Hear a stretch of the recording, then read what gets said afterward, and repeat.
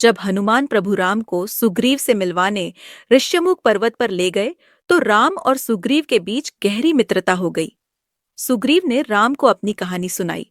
उन्होंने कहा, प्रभु, मेरा बड़ा भाई बाली अत्यंत शक्तिशाली है।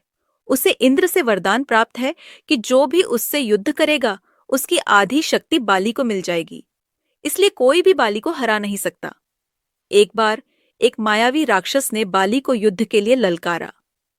बाली उसके पीछे एक गुफा में चला गया और मुझसे कहा कि मैं बाहर प्रतीक्षा करूं। कई महीने बीत गए।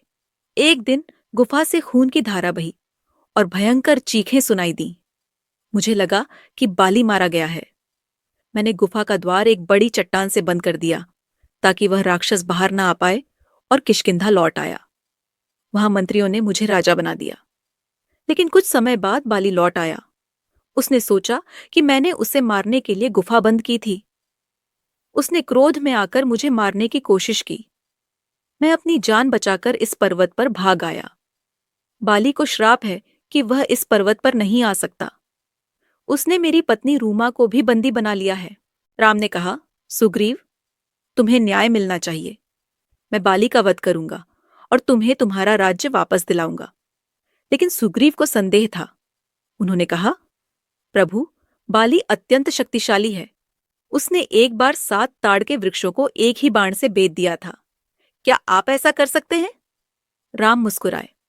उन्होंने एक बाण चलाया जो न केवल 7 ताड़ के वृक्षों को बेध गया बल्कि पाताल तक चला गया और वापस आकर राम के तरकश में आ गया। सुग्रीव का संदेह दूर हो गया। योजना बनाई गई कि सुग्रीव बाली को युद्ध के लिए ललकारेंगे। जब दोनों युद्ध करेंगे तो राम छिपकर बाली पर बाण चलाएंगे। सुग्रीव ने किष्किंधा जाकर बाली को युद्ध के लिए ललकारा। बाली क्रोधित होकर बाहर आया। दोनों भाइयों में भयंकर युद्ध शुरू हो गया। वे एक दूसरे पर मुक्कों और लातों की बौछार करने लगे। लेकिन राम को समस्या आ गई। दोनों भाई एक जैसे दिख रहे थे। राम समझ नहीं पा रहे थे कि बाली कौन है और सुग्रीव कौन। वे बाण नहीं चला सके। बाली ने सुग्रीव को बुरी तरह पीटा और सुग्रीव घायल होकर वापस ऋष्यमुख पर्वत पर भाग आए। उन्होंने राम से कहा, प्रभु, आपने मेरी सहायता क्यों नहीं की? राम ने कहा, सुग्रीव, तुम दोनों एक जैसे दिख रहे थे। मैं गलती से तुम पर बाण नहीं चला सकता था। इस बार तुम अपने गले में कोई माला पहन लो जिससे मैं तुम्हें पहचान सकूं। सुग्रीव ने एक फूलों की माला पहनी और फिर से बाली को ललकारने गए। इस बार फिर भयंकर युद्ध हुआ। राम एक वृक्ष के पीछे छिपे थे। उन्होंने सुग्रीव को माला से पहचाना और बाली पर बाण चलाया। बाण बाली के हृदय में लगा। वह घायल होकर पृथ्वी पर गिर पड़ा। बाली को बहुत आश्चर्य हुआ। उसने चारों ओर देखा और राम को वृक्ष के पीछे से निकलते देखा। बाली ने कहा, हे राम, आपने यह अधर्म क्यों किया? मैंने आपका क्या बिगाड़ा था? आप छिपकर किसी पर बाण क्यों चलाते हैं? यह तो कायरता है। राम शांति से बाली के पास आए और कहा, बाली, तुमने अधर्म किया है।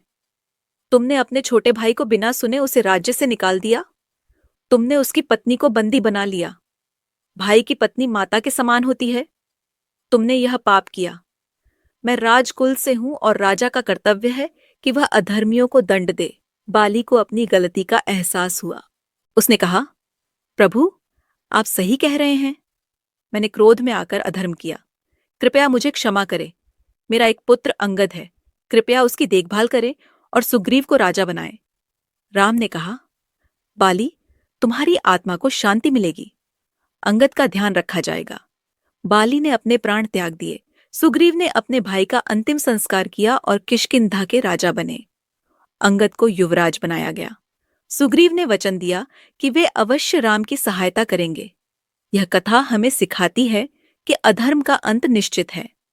बाली शक्तिशाली था, लेकिन उसने अपने भाई के साथ अन्याय किया। राम ने न्याय की स्थापना की। हमें भी जीवन में धर्म का पालन करना चाहिए और अपने संबंधों में प्रेम और सम्मान रखना चाहिए। क्रोध और अहंकार हमें पतन की ओर ले जाते हैं।